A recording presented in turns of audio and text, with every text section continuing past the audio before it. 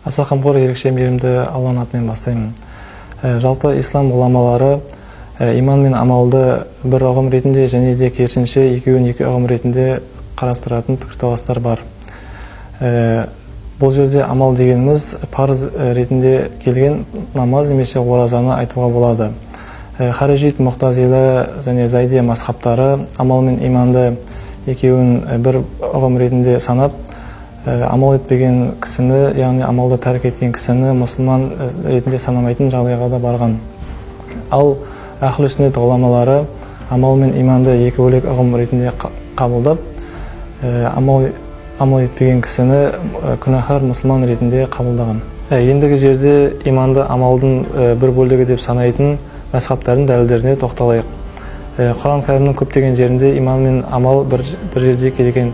Мысалы, инналлазина аману ва амилус солихат, иман келтіргендер және ізгі істегендер деген аятта иман мен амал бірге келгендіктен екеуі бір ұғым ретінде қарастырады деп есептейді. Екінші бір дәлелдерінде мұсылмандар алғашқыда Әл-Ақса мешітіне қарап намаз оқыған. Кейіннен Бақара сүресінің 144-ші аяты түсіп, құбыла Қағбаға ауысады. Сол кезде кейбір мұсылмандар пайғамбарымыздан саллаллаху алейхи вассалам сұрайды: бұрын Әл-Ақсаға қарап намаз оқып, кейіннен құбыла ауыспай тұрып, дүниеден өтіп кеткен бауырларымыз туралы не айтасыз деген кезде, оларға жауап ретінде Аллах Тағала имандарында жоймайды деген аят түседі. Осы аяттағы иман сөзі намаз орнына қолданып тұр.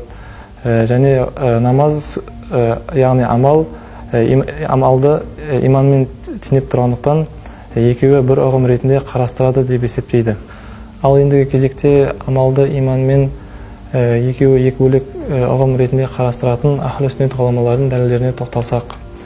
Жаңа Құранда айтқандай, инналлазина аману ва амилус солихат деген аятта иман келтіргендер және ізгі істегендер деп амал мен иманды екеуін екі бөлек ұғым ретінде көрсетіп тұр.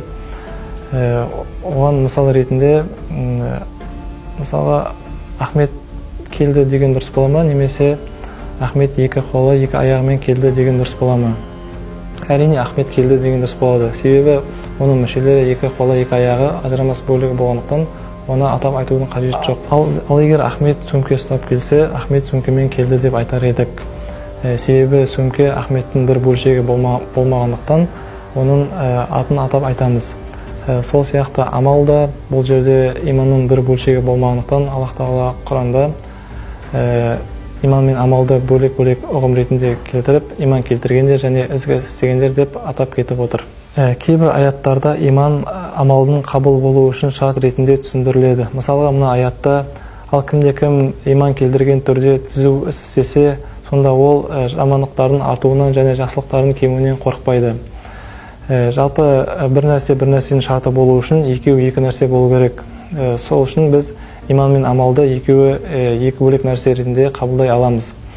Сондықтан да біз осы Ахлу сүннет ғұламаларының пәтуасына сай иман еткен, бірақ амал етпеген кісіні мұсылман ретінде санай аламыз екен.